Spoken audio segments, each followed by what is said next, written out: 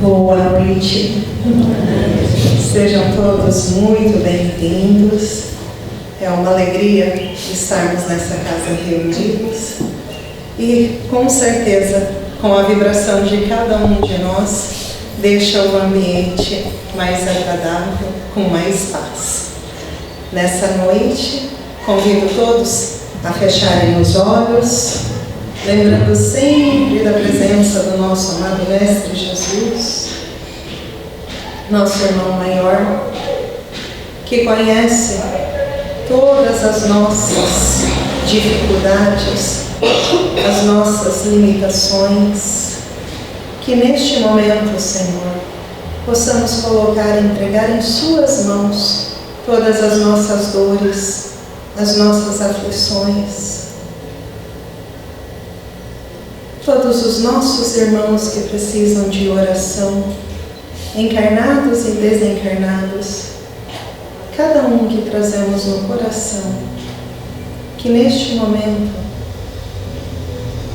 o Senhor possa,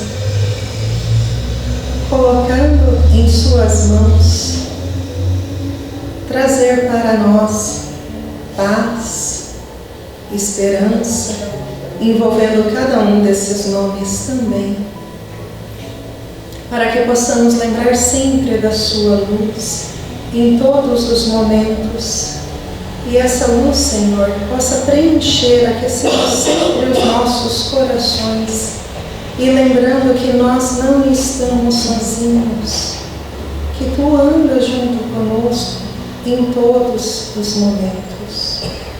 Envolva, Senhor, na Sua luz, nessa paz também, a nossa pátria, pátria do Evangelho, os nossos governantes, para que possam lembrar sempre do compromisso assumido com a espiritualidade amiga para o progresso moral.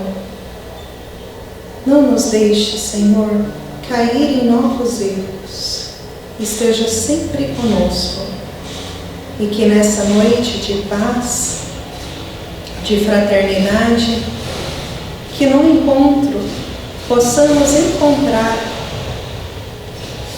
a Sua presença sempre nos fortalecendo.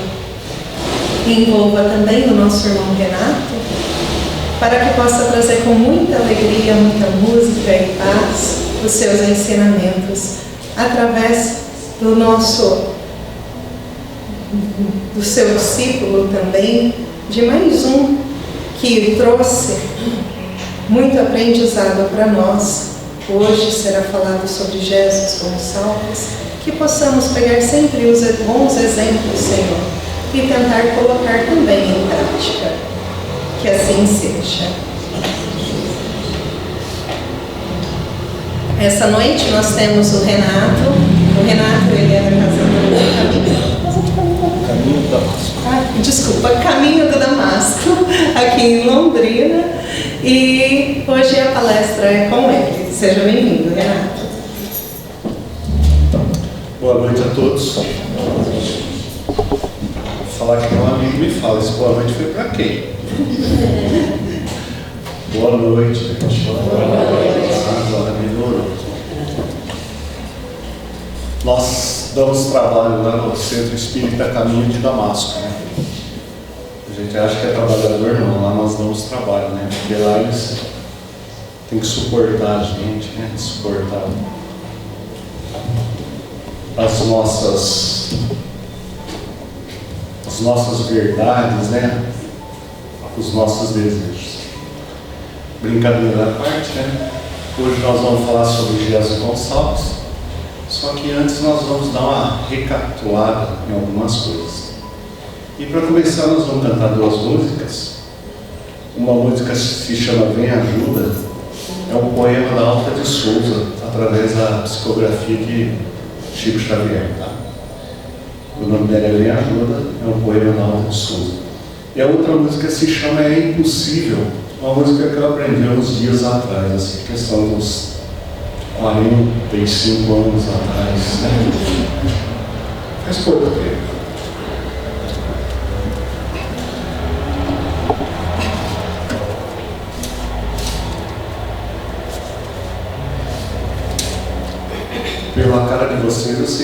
conhecem essa música.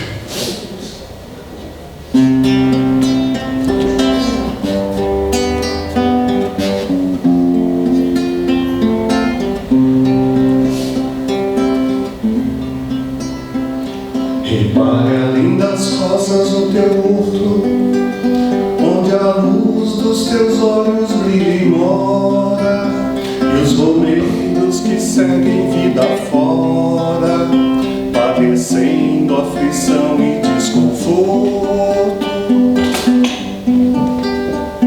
Reparte o pão que te enriquece a mesa, estendendo teu horto de beleza, e o Mestre amado habitará contigo.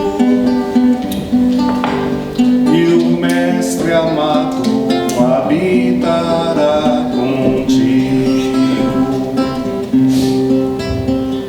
Infortunados náufragos sem porto, triste rogando a paz da nova aurora, levam consigo a dor que clama e chora sobre as chagas de um peito quase morto. Rebate o pão que te enriquece a mesa, estendendo teu horto de beleza, e o Mestre amado habitará contigo. E o Mestre amado habitará contigo. Não te detenhas, vem, socorre, ajuda a multidão que passa inquieta e muda, implorando-te amor, consolo e abrigo. Implorando-te amor, consolo e abrigo. Rebate o pão que te enriquece a mesa, estendendo teu horto de beleza, e o Mestre amado habitará contigo. E o Mestre amado habitará contigo. E o Mestre amado habitará contigo.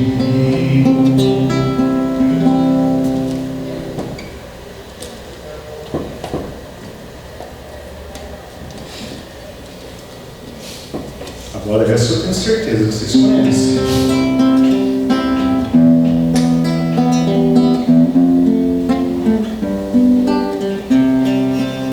E quem souber pode me ajudar. Olho em tudo e sempre encontro a ti.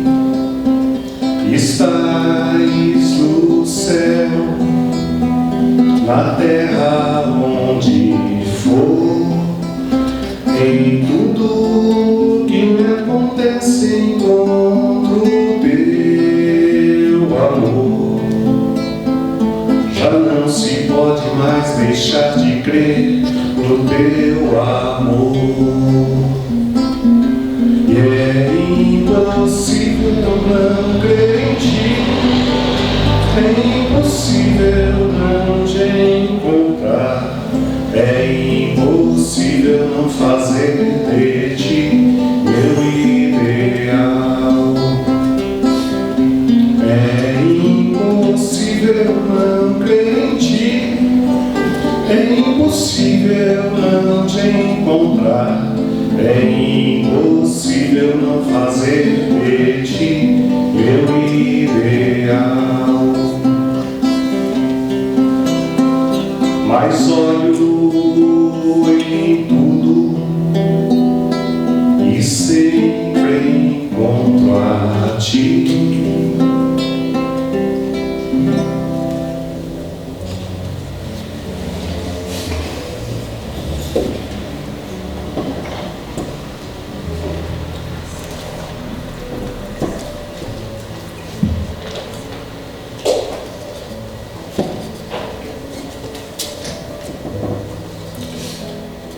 Quando nós abrimos do Livro dos Espíritos, a primeira questão, vocês sabem qual é? O que é Deus? O que é Deus? E nós hoje, eu lembro quando eu fiz o ginásio, né? A antiga 7ª série, 8ª série. Naquela época, quando nós aprendemos o que era um átomo, e naquela época se dizia que o átomo, né, se dividia em 3 partes, né? Prótons, elétrons e nêutrons. E a gente olhava aquilo, olhava não, né? Não enxergava, e não enxergamos até hoje. Nós tínhamos uma dificuldade muito grande, né, para entender como uma partícula tão pequena, como que foi concebido, né, uma partícula tão pequena, e como o homem já estava descobrindo, né, que existia o átomo e esse átomo se dividia em 3 partes. Hoje nós já sabemos que um átomo não é só em 3 partes, existe mais N partes que se divide um átomo. E nós temos muita dificuldade de entender isso, de entender um átomo, uma molécula. Nós sabemos que o corpo humano hoje tem 30 trilhões de moléculas. E às vezes nós, né, tirando alguns que são dedicados à ciência, aos estudos da biologia, que compreendem melhor que a maioria de todos nós, no qual eu me incluo, que é difícil nós termos uma compreensão de um assunto tão complexo, e aí nós não conseguimos entender bem o átomo e resolvemos querer entender quem é Deus, não é o que é Deus, nós queremos saber quem é Deus. Então, dentro da nossa pequenez, né, ainda não nos é dada a faculdade ainda para entender o que é esse ser Criador de todos nós. Nós só temos que saber que nós somos criados por Ele, simples e ignorantes, e que somos filhos desse Pai. O meu Deus é o único Deus igual para todo mundo. Nós temos um Pai único e nós nos tratamos de irmãos. Deus nos fez, nós somos criados para ser um dia espíritos felizes. Sermos espíritos angelicais, espíritos crísticos. E nós temos uma longa caminhada até chegarmos nesse grau de elevação. E dentro dessa forma que Deus nos criou, Ele nos dá uma oportunidade de fazer com que o nosso espírito evolua, que nós evoluamos, que nós crescemos, através das nossas encarnações. O que é uma encarnação? Nosso espírito encarnado no corpo material. Então, eu estou encarnado, né? Espírito, perispírito, corpo é uma encarnação. Reencarnação quer dizer que eu vou encarnar repetidas vezes. Re quer dizer repetir. Então, eu vou repetir encarnações, quantas forem necessárias, para que chegamos um dia a ser espíritos felizes.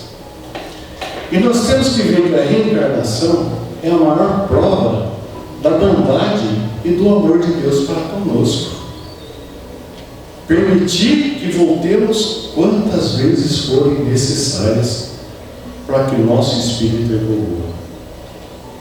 E só tem uma maneira de nós evoluirmos, é através dos nossos relacionamentos, através da forma que nós impregnamos os nossos sentimentos no nosso dia a dia, na nossa vida, na nossa família, no nosso convívio profissional, no nosso convívio social, até nos divertimentos.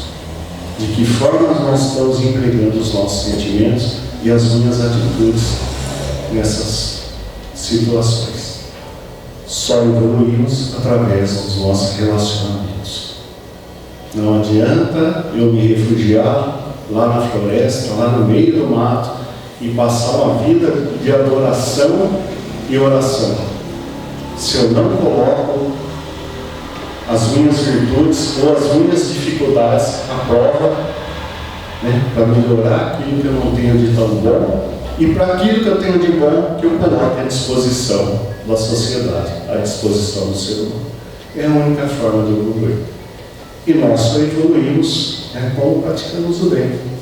Uma forma bem simples, né? Só se evolui quando se pratica o bem. E para se praticar o bem é ação. E ação há necessidade dos relacionamentos, né?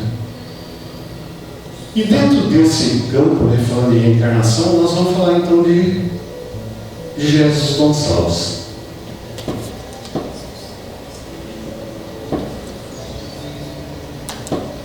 Nós vamos tentar sintetizar a história dele de uma maneira bem simples. Depois tem um livro que se chama As Vidas de Jesus Gonçalves.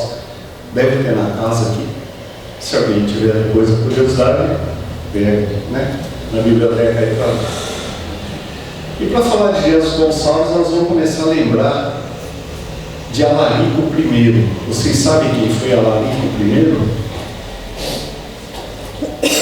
Não precisa, né, cuidar para responder. Responda um de cada vez, sem ter, né, aquela vontade, né? Quando a gente vai na escola, a professora pergunta, a gente tem uma vontade de responder, né? Mentira. No meu tempo tinha chamado oral, a gente morria de medo, né? Alarico I, rei dos visigodos, foi treinado pelo exército romano nas técnicas de guerra da antiga Roma. Mas por não ser um romano, ele não foi aceito, né? Ele não seria graduado como um general, um marechal, aquelas graduações mais altas no exército romano. E quando ele não seria graduado, ele não teria uma posição de destaque dentro do exército romano, ele resolveu que ele seria maior que Roma, seria maior que o imperador romano. Juntou seu exército de visigodos, começou seus domínios entre a Grécia, uma parte da França, até chegar na Itália, e no século V ele cercou Roma. Cercou Roma, onde ele passava, a destruição era terrível, acabava com tudo, matava, abusos terríveis, uma pessoa totalmente sanguinária ao extremo. E ele cerca Roma, a cidade de Roma, e ele avisa que vai invadir Roma no dia seguinte. A cidade foi polvorosa, sabendo da sua crueldade, sabendo do seu estilo terrível, cruel, sanguinário.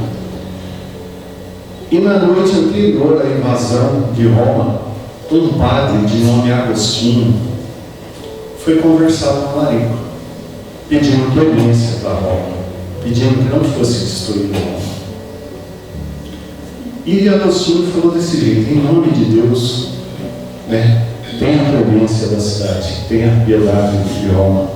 E Alarico avisou para ele, falou desse jeito: que Deus, eu sou seu Deus, eu sou Deus, eu tenho poder de vida e morte.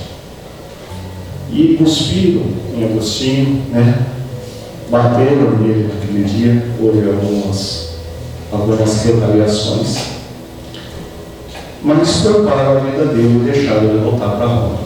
Agostinho voltou para Roma. No dia seguinte, como a história nos conta, Alarico invadiu Roma, destruiu a cidade, acabou com toda a cidade de Roma. Ele só não invadiu os templos religiosos, as igrejas que estavam constituídas. Enquanto a invasão, essas igrejas estavam lotadas de seguidores de Jesus e seguidores do Cristo, de cristãos da época. Sabedores da invasão, eles resolveram, né, foram para esses templos religiosos para ficar em oração. E Alarico, né, poupou esses templos religiosos, não destruiu os religiosos, salvando essa parte da população. Saiu de Roma, ele, num desejo terrível de ser o dono do mundo, ele resolve ir para o norte da África, e durante uma tempestade ele acaba sucumbindo e morrendo. Numa dessas batalhas, durante a tempestade, ele acabou morrendo. E seus seguidores, os seus soldados, enterraram ele, desviaram o curso do rio para passar em cima do túmulo dele e acabaram matando os escravos que eles tinham pego para fazer o túmulo do Alarico, para que ele não fosse nunca violado esse túmulo. Alarico volta para o plano espiritual, reconhece os seus erros, entra em arrependimento, que é o que vai acontecer com nós, né? Nós vamos sair do mundo material, vamos para o mundo espiritual, fazer uma análise daquilo que nós fizemos. E ele fez isso, se arrependeu, viu a crueldade que ele fez. Dentro desse arrependimento, ele pede uma nova oportunidade de encarnação. E nessa encarnação, ele reencarna como Alarico II, rei dos visigodos. Com a promessa de fazer tudo diferente, tudo diferente. Reencarnado, passa-se algum tempo, volta aquele desejo que ele tinha em outras encarnações. O desejo de poder, o desejo de ser maior que todos.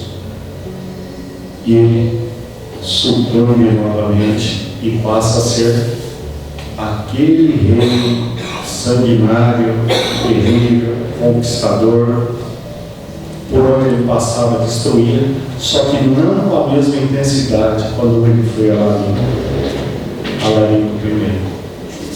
Alarico II, né, conquistando terras e mais terras e lugares, durante uma batalha, ele volta a sucumbir, né, ele é morto durante essa batalha. Volta para o mundo espiritual, mesmo processo, reler sua vida,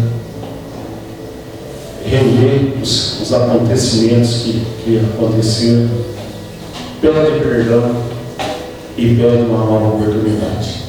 Aí ele tem encarnações durante o período, né? E volta a ter uma reencarnação famosa, que foi o cardeal Richelieu, na França. E todos sabem, né? Nós conhecemos a história de Richelieu, onde ele falava que só existia dois deuses, né? Existia Deus e a França, né? Então você não poderia estar nem contra Deus, nem contra a França, que Richelieu também era uma pessoa terrível. Ou seja, ele matava, né? Tudo que fosse contra a França, ou contra Deus, ou contra a igreja, né? Não era nem contra Deus, contra a igreja no momento dominante, ele tirava do caminho. A história nos conta que Richelieu mandava mais que o rei da França. Ele tinha mais poder, a igreja tinha mais poder do que propriamente o rei da França. E assim ele foi levando a vida, né, nas suas, eu não diria, nos seus ajeitos, né, na sua forma de governar, elevando a França, elevando a igreja. E passado algum tempo ele sentiu nascer algumas feridas atrás da orelha. Aquelas feridas atrás da orelha, e não sabia o que era, e foi progredindo, até que se determinou, que se viu que ele estava com lepra, a hanseníase. E naquela época a lepra, nós todos sabemos como funcionava, né? Era uma doença tida como contagiosa e incurável. E ele desencarna por esse caminho da lepra. Tem umas encarnações, inclusive tem 3 livros que são psicografados pela Célia Xavier de Rolante. Perdoa, Aves Sem Ninho, o outro. Oi? Em Busca da Ilusão. Em Busca da Ilusão. Esses 3 livros são psicografados pela Célia Xavier de Rolante, né? Que também são passagens de encarnações de Alarico. Chegamos ao Brasil, terras brasileiras, encarna em Agudos, interior do estado de São Paulo, Jesus Gonçalves. Jesus Gonçalves, autodidata, uma pessoa poeta, músico, escrevia peças de teatro ali em Agudos, uma pessoa, como se diria assim, intelectualmente acima do nível, né? Ele dentro do... O único detalhe que Jesus Gonçalves tinha é que ele era ateu. Ele não acreditava em Deus. Eu não sei se existe o termo ateu convicto, né? Acho que o ateu convicto, né, fica tentando provar que Deus não existe. Se Deus não existe, não tem que provar nada, né? Se ele acha que Deus não existe, por que ele vai provar? Mas ele era ateu e não acreditava em Deus. Em Agudos ele fundou a Jazz Band, né, aquelas bandas da cidade que participavam dos coretos, participavam das quermesses, das festas. Ele sempre estava envolvido com esses eventos culturais da cidade. Eu estou contando bem superficialmente também, às vezes posso estar comendo bola em alguma coisa aí, depois vocês pegam o livro e dê uma refletida melhor. E passado algum tempo ele foi para Bauru, que é uma cidade ali perto de Agudos, né? Ele morou em Bariri, Agudos, depois foi para Bauru, onde ele foi trabalhar como contador na prefeitura de Bauru. E lá em Bauru também, da mesma forma, ele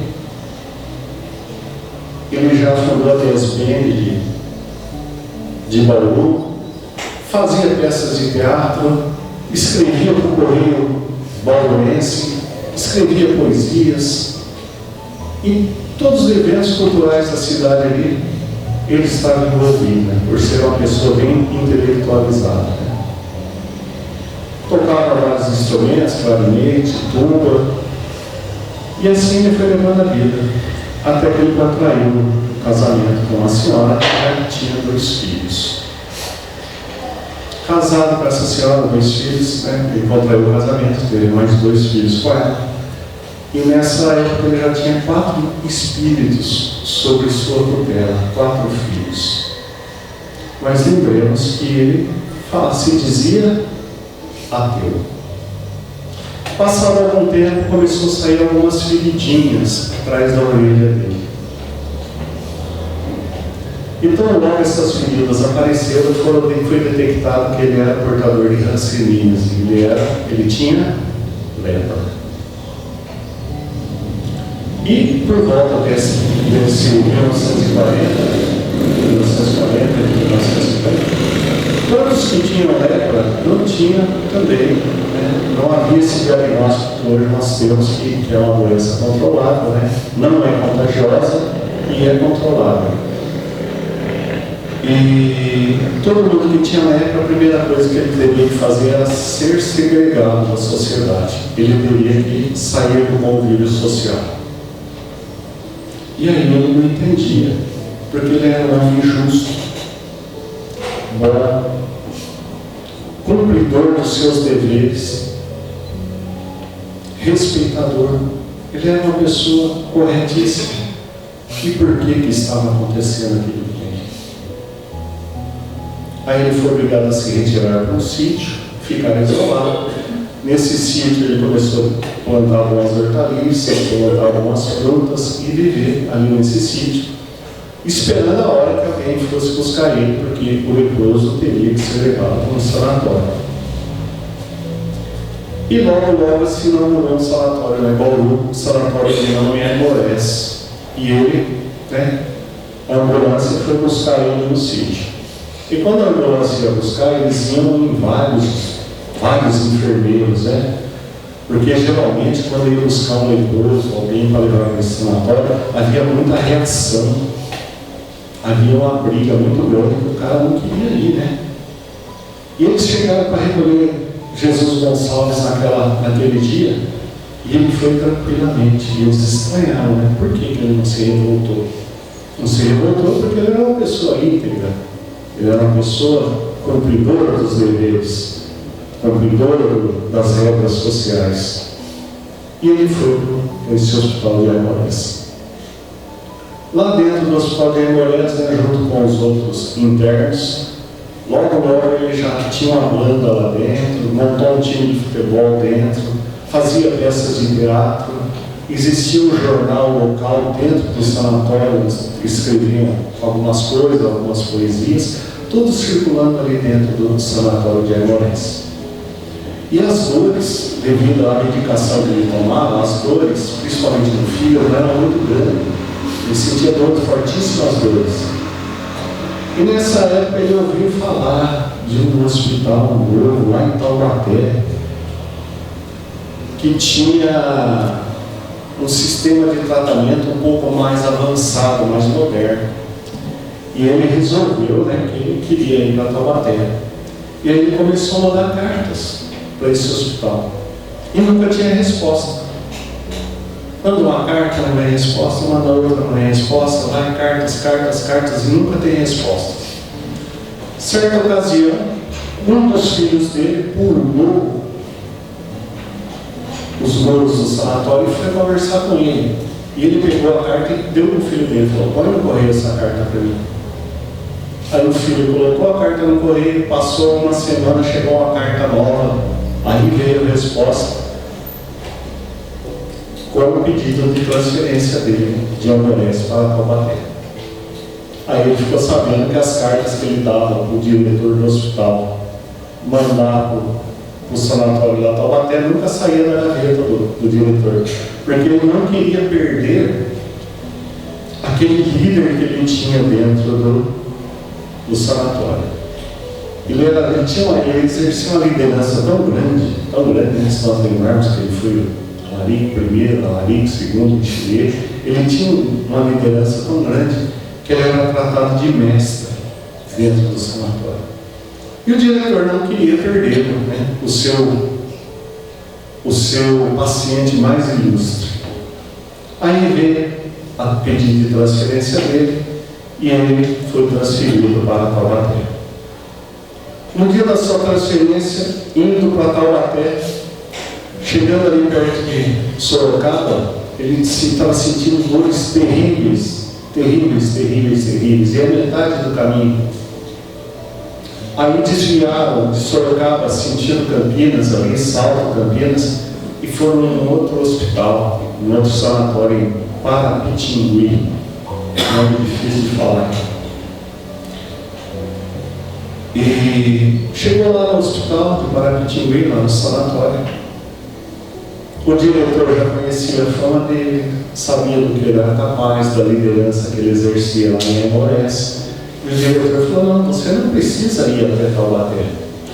Tudo que tem lá em Taubaté, nós também temos aqui. E convenceu Jesus Gonçalves a ficar em Taubaté. Toda a primeira esposa dele desencarna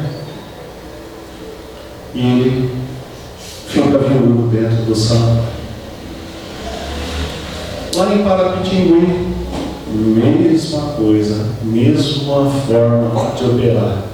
A liderança dele criou um jornal dentro do sanatório, criou um time de futebol dentro do sanatório, criou uma banda, um jornal e conseguiu fundar uma rádio dentro do sanatório. Uma rádio que transmitia para fora, que era transmitida dentro do sanatório. Tudo isso através da liderança de Jesus Gonçalves. Viúvo lá dentro do sanatório, ele conhece Benita, com quem ele se casa dentro do sanatório, também uma portadora de hanseníase.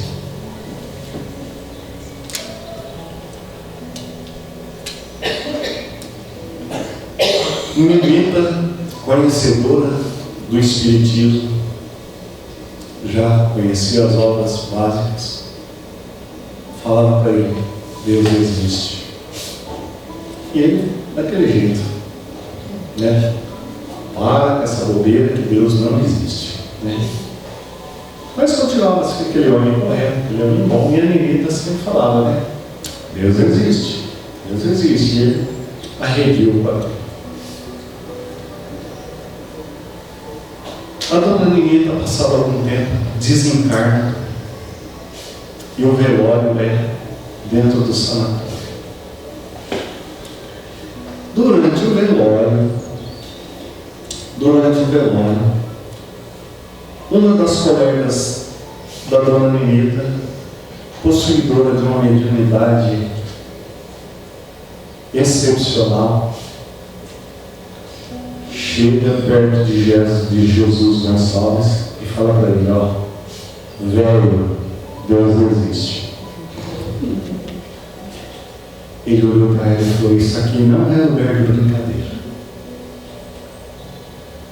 Para com essa brincadeira. Mas ele ficou encucado, porque velho era um jeito carinhoso que o casal se tratava. Ninguém sabia disso. Que a dona Nenita tratava ele de velho e ele tratava ela de velha. Era uma forma carinhosa do casal. E a mulher insistia: velho, Deus existe. E ele ficou com a pulguinha atrás da orelha, né? Como é que ela sabia disso, né? Mas como ele era um ateu convicto, continuou, né, na sua vida dentro do sanatório, cético de tudo. Aí certo dia, ele estava com dores terríveis. Aí ele pegou uma moringuinha, vocês sabem que é moringa, né?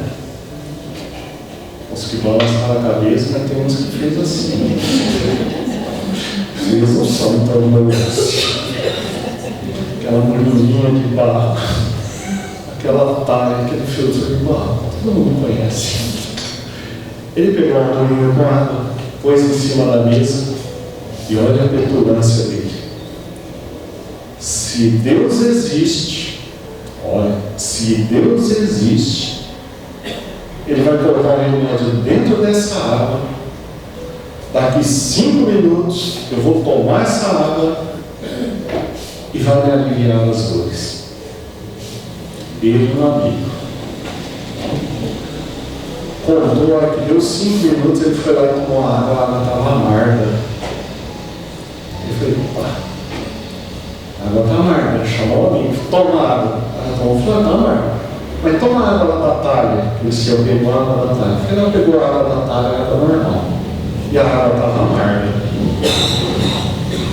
Passou um tempinho, né? Deu um desarranjo nele e as dores sumiram. Ele falou: tem alguma coisa aí nesse universo que eu não conheço. Aí ele mergulhou de cabeça e estudou o Evangelho, estudou o Livro dos Espíritos, o Livro dos Médiuns, estudou o Pentateuco. Passado algum tempo, ele funda um centro espírita dentro do sanatório de Parapitinga. E o nome do centro espírita dentro do sanatório era Santo Agostinho,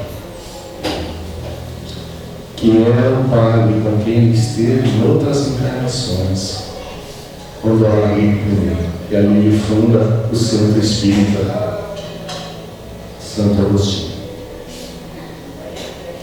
Ele já era uma pessoa famosa, correspondia com Chico Xavier, correspondia com a Dona Cida do Fogo Selvagem, correspondia com a grande atriz brasileira Bibi Ferreira.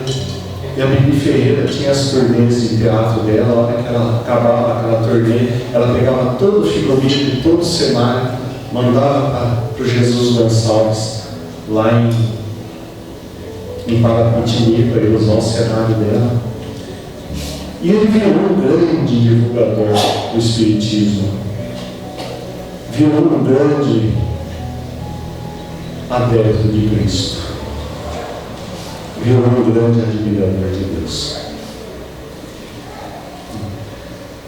Quantas encarnações foram necessárias para que esse Espírito viesse à luz e virasse quem foi Jesus Gonçalves? durante o desencarne dele, diz que foi os espíritos que o receberam e os que tinham evidência, diz que foi uma claridade enorme, muita luz durante seu desencarne. E depois de desencarnado, ele mandou várias mensagens através de Chico Xavier. Essa semana mesmo, a minha esposa estava ouvindo um podcast do Geraldo Pereira Franco, falando de uma mensagem que Jesus Gonçalves trouxe para ele. Depois de desencarnado, ele disse que ele pediu para não ser chamado mais de Jesus Gonçalves, porque Jesus é Jesus. Então ele pediu para ser chamado de Jesus. Então nós o conhecemos hoje por Jesus Gonçalves. E aí a gente vê a grande bondade de Deus que se faz através das encarnações. E o que nós devemos pedir hoje? Para que a gente seja, como a oração de São Francisco nos diz, para que sejamos apenas instrumentos da paz do Cristo, instrumentos do amor de Cristo. E para a gente ser esse instrumento, se a gente lê a oração de São Francisco, ali tem uma regra de vida, existe um norte para que nós pudéssemos seguir e fazer com que o nosso espírito evolua. E para encerrar, então, como eu falei aqui, que a gente tem que pedir a Deus para que a gente seja instrumento de paz, instrumento de amor, eu vou convidar vocês para me ajudar a cantar a oração de São Francisco. Tá bom?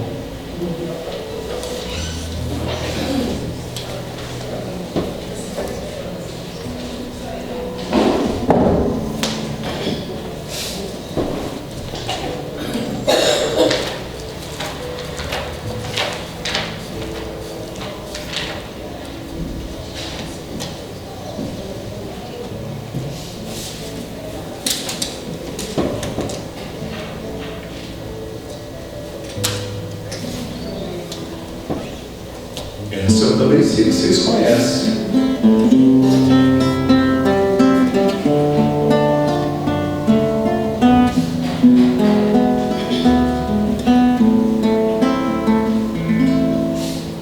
Senhor, fazei-me instrumento de vossa paz. Vamos lá, gente. Onde houver ódio, que eu leve o amor. Onde houver ofensas, que eu leve o perdão. Onde houver discórdia, que eu leve a união. Onde houver dúvidas, que eu leve a fé. Onde houver erro, que eu leve a verdade. Onde houver desespero, que eu leve a esperança. Onde houver tristezas, que eu leve a alegria. Onde houver trevas, que eu leve a luz. Ó Mestre, fazei que eu procure mais consolar que ser consolado, compreender que ser compreendido, amar que ser amado, pois é dando que se recebe, é perdoando que se é perdoado, e é morrendo que se vive para a vida eterna.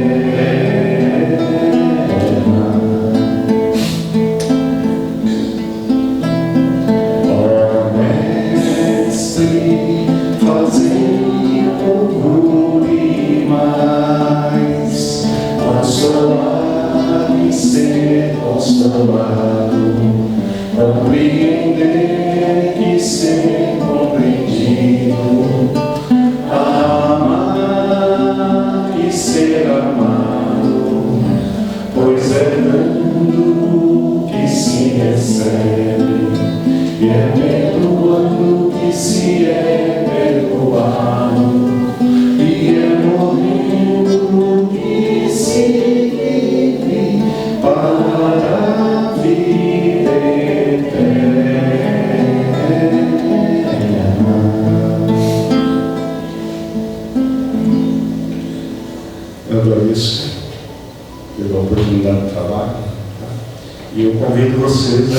tiver a oportunidade de ir a Londrina, a nossa casa fica lá na zona sul de Londrina,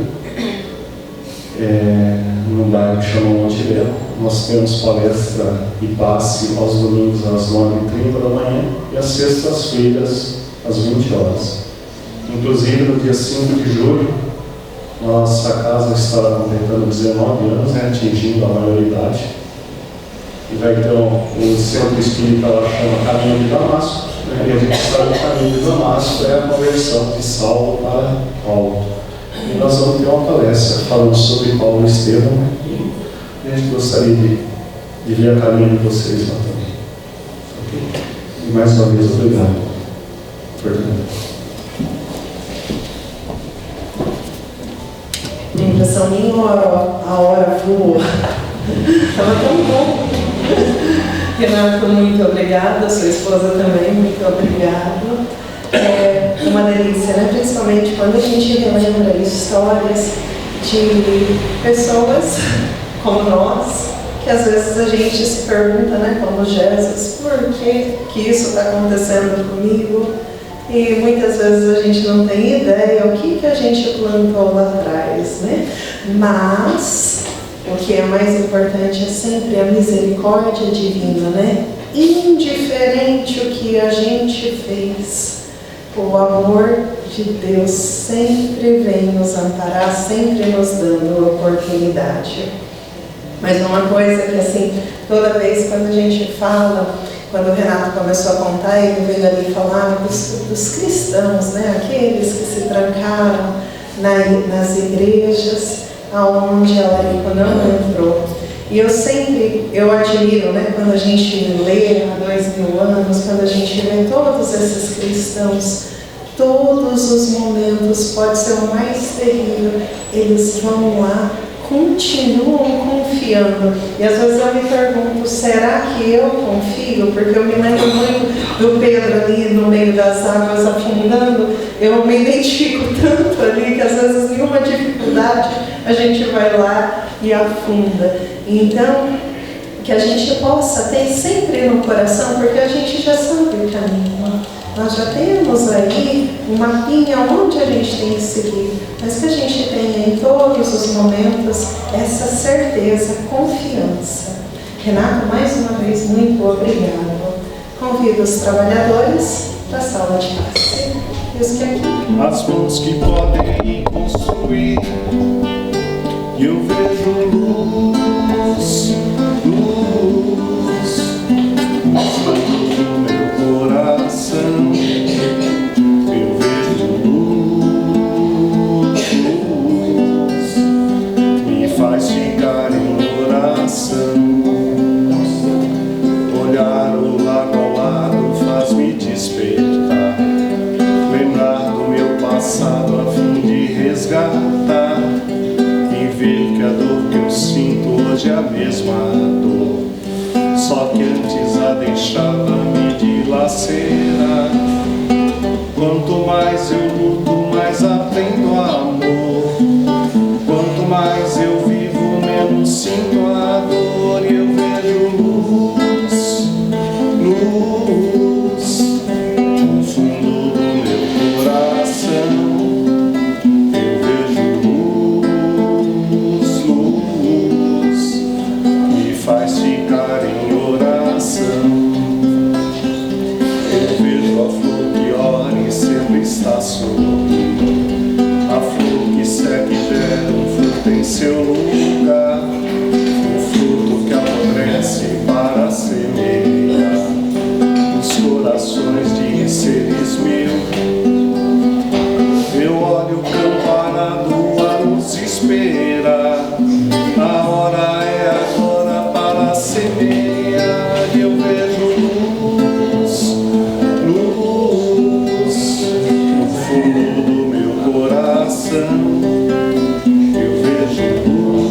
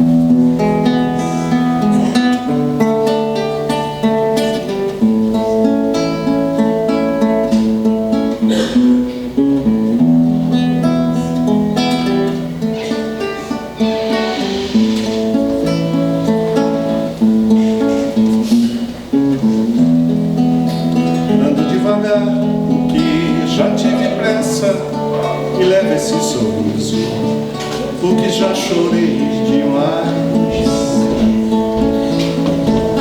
Hoje me sinto mais forte, mais feliz, quem sabe, e só leva a certeza de que muito pouco eu sei.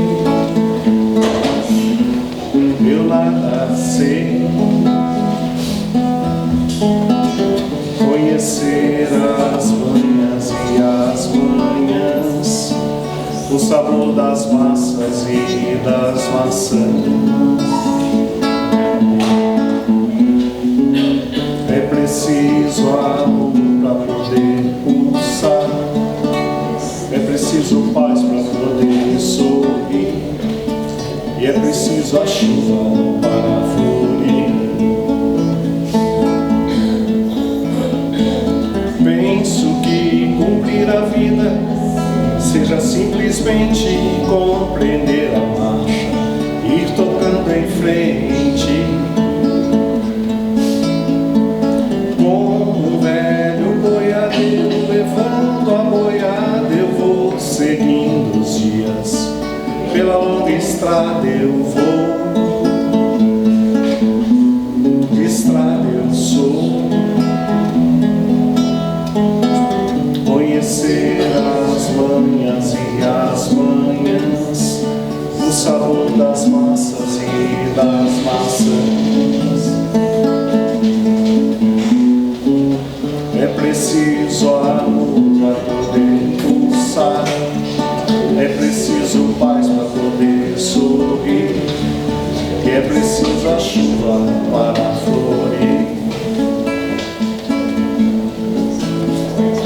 Todo mundo ama um dia, todo mundo chora, um dia a gente chega, no outro vai embora, eu sei.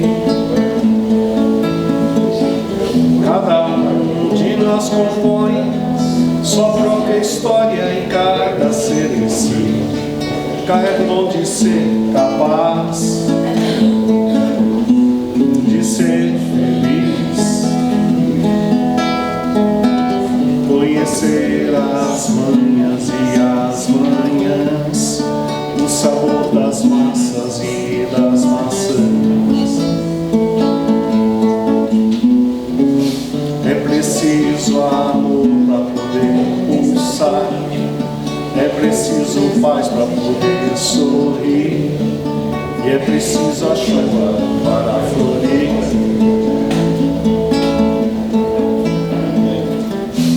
Mas ando devagar, porque já tive pressa, e levo esse sorriso, porque já chorei demais.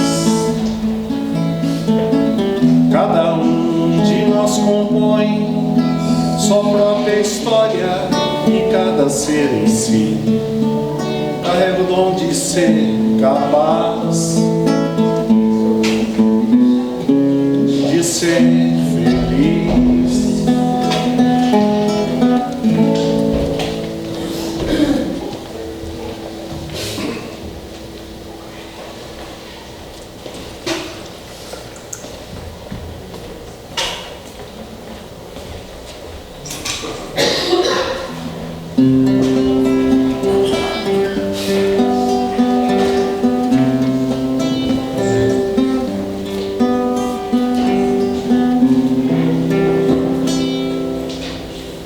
Fica sempre um pouco de perfume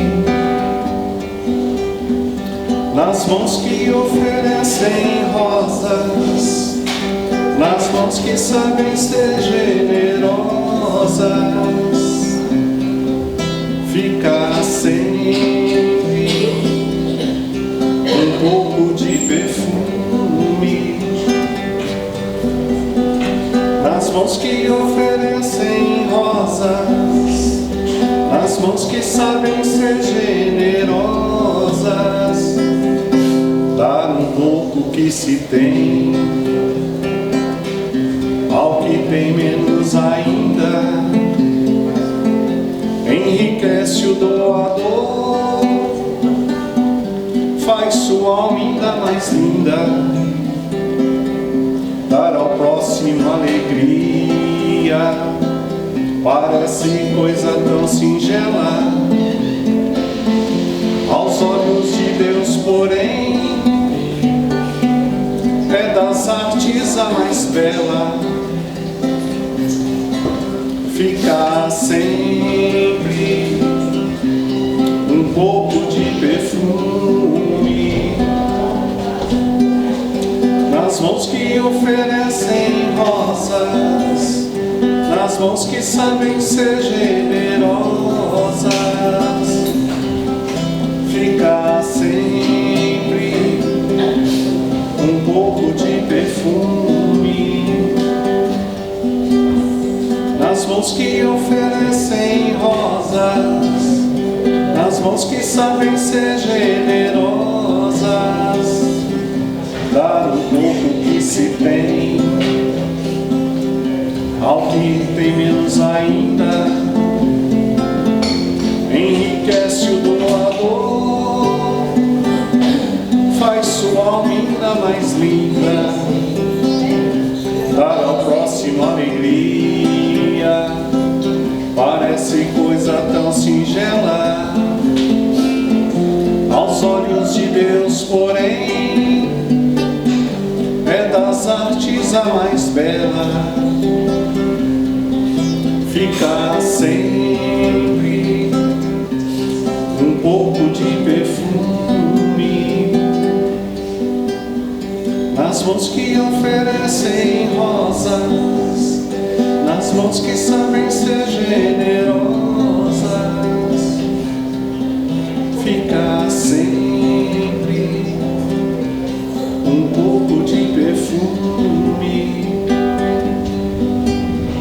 nas mãos que oferecem rosas, nas mãos que sabem ser generosas.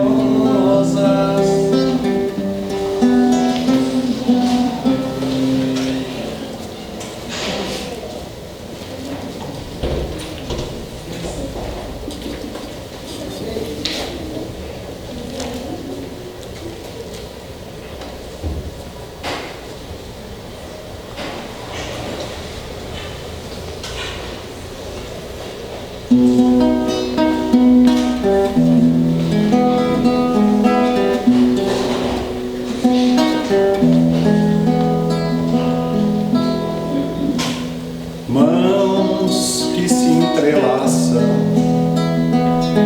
corações que se aquecem,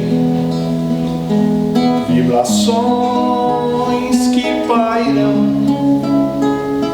na vontade de crescer. Irmãos que juntos procuram seguir o modelo de amor e perfeição. Irmãos que crescem juntos, pois têm no amor a base segura de vencer.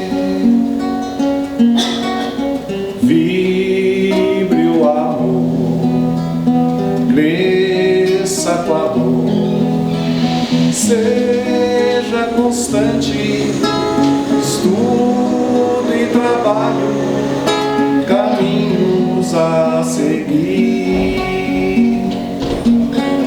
Vibre o amor, cresça com a dor, seja constante, estudo e trabalho, caminhos a seguir.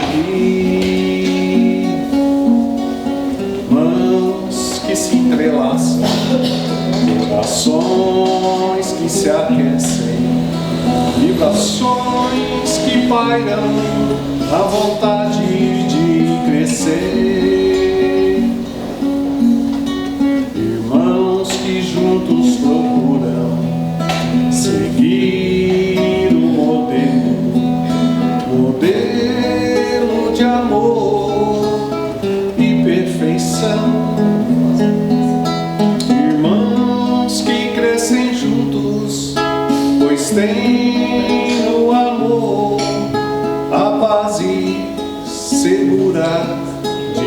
você. Vibre o amor, cresça com a dor, seja constante, estudo e trabalho, caminhos a seguir. Vibre o amor, cresça com a dor, seja constante,